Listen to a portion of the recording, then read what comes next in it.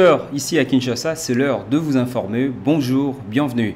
Au cours d'une cérémonie officielle organisée le mercredi 22 mai au palais présidentiel du Mont-Galliema à Kinshasa, le président Félix Tshisekedi a décoré Safia Ibrahim Nete, directrice de l'Agence française des développements RDC, au titre de commandeur dans l'ordre national héros nationaux Kabila Lumumba.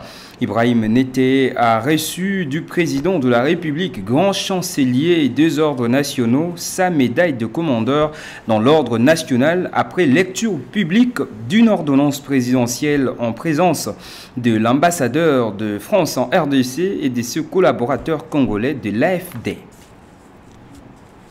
En justice, Firmin Mbonde, procureur général près la Cour de cassation, a saisi le bureau de l'Assemblée nationale via un réquisitoire pour demander l'ouverture de l'information judiciaire contre le ministre d'État en charge de la justice et garde des Sceaux, Constant Mutamba, dans l'affaire du détournement présumé de 39 millions de dollars destinés à la prison de Kisangani dans la province de la Chopo. Vital Kamerhe, président de l'Assemblée nationale, a annoncé mercredi la mise en place d'une commission spéciale qui devra auditionner les ministres avant que la plénière passe à l'étape de l'autorisation de l'ouverture de l'information judiciaire contre Constant Mutamba. Restons toujours dans ce chapitre de la justice. La plus haute instance judiciaire de la RDC, qui est la Cour constitutionnelle, comme vous le savez, a condamné Matata Ponyo et Deogracias Mutombo à 10 ans de prison avec confiscation des biens équivalents des 245 millions de dollars américains détournés dans le projet d'érection du parc agro-industriel de Bukangalonzo. Maître Cédric Kabeya revient sur le caractère inattaquable des arrêts de cette cour. Suivez. Il y a une différence entre la procédure devant les cours et tribunaux normales et puis les hautes cours. Vous savez, les hautes cours statuent en premier et en dernier ressort. Et vous comprenez que les voies de recours ne sont pas les mêmes. Je veux lire l'article 93 de la loi portant procédure, la loi portant fonctionnement et organisation de la Cour constitutionnelle. Elle dit ceci: la Cour statue par voie d'arrêt. Les arrêts de la Cour sont écrits et motivés. Ils sont signés par tous les membres de la composition et par les greffiers du siège. Le dernier alinéa: ils ne sont susceptibles d'aucun recours, sauf interprétation ou rectification d'erreurs matérielles. Donc, ce qui veut dire que les gens qui pensent que l'honorable Matata peut faire recours ou comme on dit opposition parce que c'était soi-disant que ça peut être un arrêt, une décision par défaut. Non, la Cour constitutionnelle, la loi qui porte son fonctionnement a déjà tranché pour dire il n'y a pas de recours parce que c'est en premier, en dernier ressort. S'il y a une voie exceptionnelle à soulever, c'est en matière soit de rectification d'erreurs matérielles, ça les juristes comprennent c'est quoi l'erreur matérielle, et puis d'interprétation. Donc dans les deux cas, M. Matata Ponyo ne se retrouve pas. M. Matata Ponyo, je crois il doit y avoir exécution dès sa sentence parce que l'article 94 qui suit nous dit ceci: les arrêts de la Cour sont publiés au journal officiel, ils sont immédiatement exécutoires. Le procureur général en poursuit l'exécution. Donc, au stade où nous sommes, moi j'estime déjà que le procureur général est en train déjà de mettre en œuvre tous les mécanismes pour faire publier cet arrêt au niveau du journal officiel et après procéder à l'exécution, soit à l'arrestation. Aucun partenariat économique, moins encore politique, ne pourra plus se conclure sur l'échiquier tant national qu'international sans passer par l'Assemblée nationale. Telle est la déclaration de Vital Kamerhe pour rassurer les élus du peuple autour de la question du braquage de minerais dont je vous prie de suivre.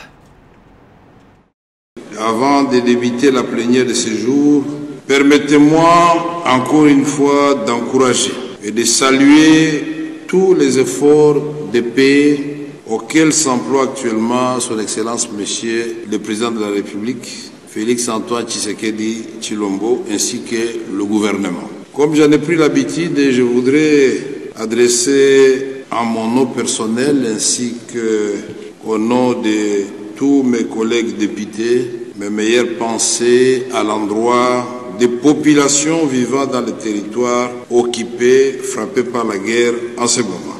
La paix reste notre objectif premier et elle sera restaurée quoi qu'il en coûte. Aussi, à la suite de l'audience que son Excellence, Monsieur le Président de la République, chef de l'État, m'a voulu bien m'accorder hier pour un tour d'horizon sur des questions importantes qui concernent la nation, le pays, le chef de l'État a rappelé à l'attention des élus que les différents accords de paix et de coopération économique en cours de négociation, notamment grâce à la facilitation des États-Unis d'Amérique et des médiateurs africains désignés, du Qatar. Prenons cette fois-ci la direction de la Chambre haute du Parlement où l'essentiel du temps a été consacré à l'examen à huis clos du rapport synthèse de l'audition de ministres membres du gouvernement central dont le secteur ont un rapport avec la gestion de l'état des sièges dans la province de l'Ituri, Nord Kivu, sous la direction de son président Sama Lukonde. Il faut dire que sur 81 sénateurs ayant participé aux discussions et surtout ayant pris part au vote, 79 se sont prononcés pour, un seul élu a voté contre et un seul élu aussi s'est abstenu pour la prorogation de l'état des sièges dans ces deux coins de la République démocratique du Congo. Suivez. Sous la direction de l'honorable Jean-Michel Sama Lukonde, président du Sénat, la plénière du mardi 20 mai 2025 à la Chambre haute du Parlement a consacré un temps pour examiner à huis clos le rapport synthèse de l'audition de membres du gouvernement dont les secteurs ont un rapport avec la gestion de l'état des sièges en cours en Ituri et au Nord Kivu. En effet, sous la co-direction des honorables José Panda Kabango et Christophe Lutundula Apala Penapala, respectivement président de la commission Défense, Sécurité et Frontières et de la Commission Relations Extérieures, cette commission mixte a tenu plusieurs séances d'audition avec différents membres du gouvernement. C'est dans le cadre de l'évaluation de la situation sécuritaire dans l'Est de la RDC. Conformément aux dispositions de l'article 100, alinéa 2 de la Constitution ainsi que 45, alinéa 1 et 96 du règlement intérieur du Sénat. C'est à l'issue de leurs travaux qu'ils sont venus présenter ces rapports synthèse à la plénière qui en a débattu à huis clos pour dégager l'opportunité du maintien de l'état de siège sur cette partie du territoire national. Rien n'a filtré de ces huis clos. Il faut néanmoins noter qu'au cours de la même plénière, la Chambre haute a également autorisé pour la 99e fois la prorogation de l'état de siège sur une partie du territoire de la RDC. Et cette mesure exceptionnelle décrétée depuis le mois de mai 2021 est prorogée tout le 15 jours selon l'article 144 de la Constitution. Compte tenu d'obtenir le soutien presque unanime de tous les élus, sur 81 sénateurs ayant pris part au vote, 79 se sont prononcés pour le maintien, un seul contre et une seule abstention. Le projet de loi ainsi qu'adopté sera transmis pour la promulgation au président de la République, Félix-Antoine Tshisekedi. La mesure prendra effet à partir de ce 22 mai 2025. Et il faut tout de même savoir que le Sénat tranche dans la journée de ce jeudi sur l'affaire de deux réquisitoires explosifs qui seront examinés, dont l'un visant l'ancien président de la République, Joseph Kabila Kabange, accusé d'être en connivence avec le rebelle du M23. Dans le reste de l'actualité, en séjour humanitaire dans la ville d'Ebeni, dans la province du Nord Kivu, le député national Patrick Mouniomo s'est rendu au pont Semouliki situé à Kassindi pour s'enquérir de l'avancement de travaux de cet ouvrage d'intérêt public. Reportage de Mondi Kouyela.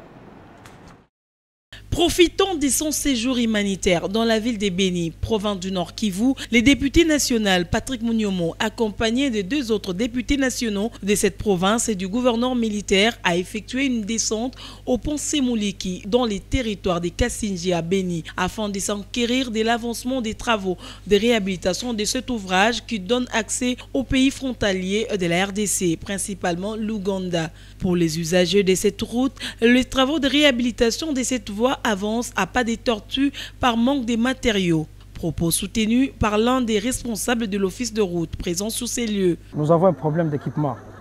Nous venons de passer presque 3 semaines en train de travailler ici. Si on était équipé, les problèmes seraient résolus à 1 semaine. Mais comme nous n'avons pas d'équipement, on est en train de se débrouiller manuellement, cause pour laquelle ça traîne. Pour leur part, les députés nationaux Patrick Mouniomo et Elvis Achonga ont profité de cette descente pour lancer un appel pressant au ministre des Infrastructures et Travaux publics pour l'accélération des travaux en vue de la reprise du trafic sur cette route d'intérêt économique certain. Il faut que le gouvernement prenne conscience à charge ce pont ici parce que dans leur concession, paraît-il que le problème des ponts n'est pas encore aménagé. Il y a un souci, ces ponts pourraient céder. Et nous, comme membres de cette commission, nous allons demander au ministre de prendre cette disposition et d'instruire urgemment son DG de l'Office des routes de venir nous arranger ces ponts. Au cas contraire, ça sera le problème que le DG ne saura pas gérer parce que c'est un problème qui nous concerne, nous, les représentants de la population. Quand la population n'est pas contente, cela veut dire que nous devons faire encore davantage notre travail. Ici de signaler que c'est à la demande des habitants de cette contrée que ces élus du Nord Kivu ont effectué cette descente au pont Semuliki à Kassinji, à Béni.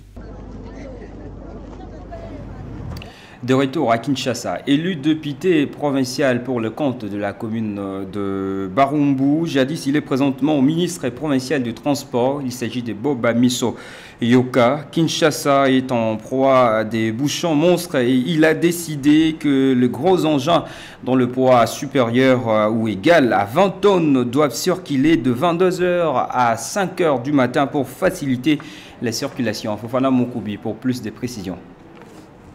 Les embouteillages et fluidifier la circulation routière à Kinshasa, l'exécutif provincial instaure les mesures suivantes effectives à partir de ce mercredi 21 mai 2025. Quant aux restrictions des horaires pour les véhicules de 20 tonnes ou plus, les camions remorques, camions de 20 tonnes ou plus, transportant des matériaux de construction, à l'instar du ciment, fer à béton et grime, c'est des boissons ainsi que les véhicules de livraison sont autorisés à circuler sur toute l'étendue de la ville de Kinshasa uniquement de 22h à 5h juste. Ces mesures sont de stricte application. Tout contrevenant s'exposera aux sanctions prévues en la matière. Les ministères de Transport et Mobilité urbaine que dirige Boba Miso Yoka Lumbila entend par ces mesures donner des réponses exactes face aux embouteillages constatés dans la capitale congolaise. Cela dit, la mesure relative à la circulation alternée des véhicules selon les plaques d'immatriculation pair et impair ne sera plus appliquée. Cette décision fait suite à une évaluation approfondie de son impact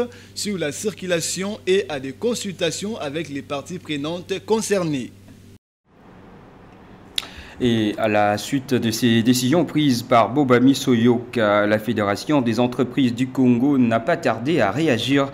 Une réunion est convoquée pour le 27 mai 2025 en vue de statuer sur la question, mais déjà les conséquences sont égrenées dans ces commentaires signés pour vous, Naomi Nyungé. Pour le véhicule de 20 tonnes et plus à Kinshasa entre en vigueur mercredi 21 mai 2025. Dans cette catégorie de véhicules s'y retrouvent les camions remorques, les camions de 20 tonnes ou plus, transportant des matériaux de construction tels que ciment, fer à béton, les cailloux, sable et les bois, ainsi que le véhicule de livraison. D'après ces décisions, tous ces véhicules ne sont autorisés de circuler que de 22h juste à 5h juste, et c'est sur toute l'étendue de la ville de Kinshasa. Une situation qui pénalise totalement les entrepreneurs du pays avec risque de déstabiliser l'économie nationale de la RDC. Voilà qui a poussé la Fédération des entreprises du Congo, FEC, à convoquer une réunion de ses membres le mardi 27 mai 2025 à son siège situé sur l'avenue de Cataracte à Gombe, dans l'objectif de structurer un document qui sera présenté à l'autorité urbaine comme cadre de référence. En effet, la décision prise par l'exécutif provincial Vidi Kinshasa à travers son ministre des Transports, Bob Amiso, est un changement des paradigmes qui ne concerne pas que les transporteurs, elle affecte également l'économie urbaine qui est nationale. Plus particulièrement le tissu industriel et commercial, l'entreposage, les stations-service et autres. Par ailleurs, la généralisation du travail de nuit représente pour certains secteurs un basculement complet de leur mode habituel des travail et des fonctionnements, ce qui suppose l'adaptation de certains cadres juridiques à la redéfinition des horaires. Et étant donné qu'il s'agit d'un processus qui recule du temps, le retardement de la mise en application de la dite mesure pourrait être l'idéal pour le moment. Organisé par Youth, IJF, DRC et ses partenaires, le forum de jeunes sur la gouvernance de l'Internet à RDC a été ouvert à mercredi, déclaré ouvert par le ministre Augustin Kibasa Maliba. Cette édition vise à impliquer le jeune à la gestion du numérique sur le plan national et international. Il s'agit d'un forum qui s'inscrit dans le dynamique mondial de 2006 initié par les États-Unis d'Amérique pour l'avenir du numérique en République démocratique du Congo. Pascal Lokolo. Placé sous le thème « La jeunesse, actrice clé de la transformation numérique du développement de la République démocratique du Congo », le Forum de jeunes sur la gouvernance de l'Internet en RDC, édition 2025, a pour objectif d'impliquer le jeune dans la gestion du numérique au niveau national et international. Cette application leur permettra de booster le développement du pays et de ne pas être de simples utilisateurs, mais plutôt les créateurs des opportunités économiques à travers l'Internet. Nous avons voulu mettre en place un cadre d'échange pour faire entendre la voix de la jeunesse. Comme vous le savez, la jeunesse congolaise est encore forte et elle peut contribuer au développement du pays. Le pays est majoritairement jeune et ce que nous voulons, c'est que dans les décisions, dans les projets qui concernent la transformation numérique, que la jeunesse puisse être impliquée. Et c'est pourquoi nous avons organisé cet événement pour voir comment la jeunesse congolaise peut innover, créer, développer des solutions qui peuvent aider les pays à accéder à son développement. L'information et de la communication, ce forum reflète la vision du président de la République, Félix-Antoine Tshisekedi, d'intégrer les développements économiques du pays dans le numérique. Déclarant ouverte cette édition 2025, ce membre du gouvernement a promis la mobilisation des fonds pour construire les infrastructures numériques afin de soutenir le jeune. Il faut dire que cette troisième édition est un moment fort pour aborder la problématique liée à l'utilisation et aux infrastructures numériques en République démocratique du Congo.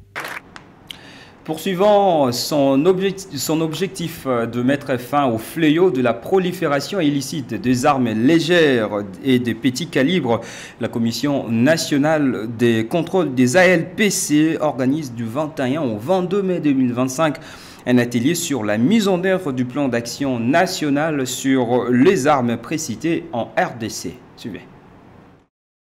C'est dans la salle Lubumbashi de l'hôtel Pullman quasi rempli que s'est tenue la matinée de ce mercredi 21 mai 2025, l'atelier sur la mise en œuvre du plan d'action national de la République démocratique du Congo sur les armes légères et des petits calibres, ALPC en sigle. Depuis 1996, la RDC connaît un éternel recommencement des conflits alimentés sans fin par la porosité de ses frontières et la multiplicité des acteurs armés non étatiques, principaux éléments catalysateurs de la circulation illicite des ALPC précités. Pour les bureaux des affaires de désarmement des Nations Unies en Afrique, INREC en sigle, il faut absolument prévenir, combattre et éliminer ce genre de trafic. Nous avons appuyé en son temps la RDC pour la création et l'installation de la CNC-ALPC.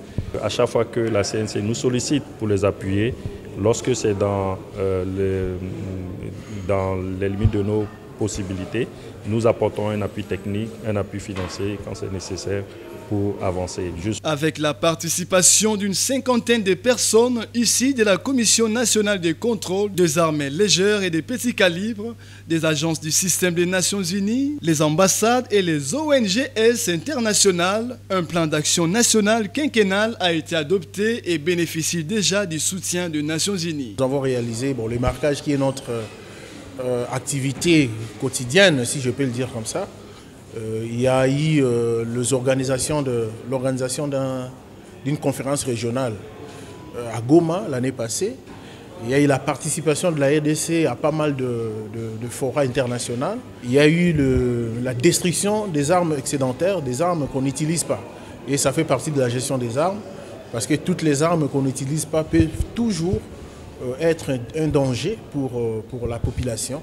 Donc nous avons pu détruire cela. Cet atelier de 2 jours permettra aux différents acteurs d'échanger sur les questions liées à la thématique avec présentation élaborée par les différents experts présents, question de sensibiliser les partenaires nationaux et internationaux sur les priorités du plan d'action adopté.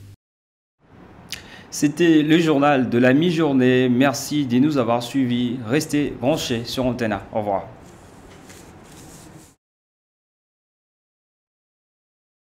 Thank you.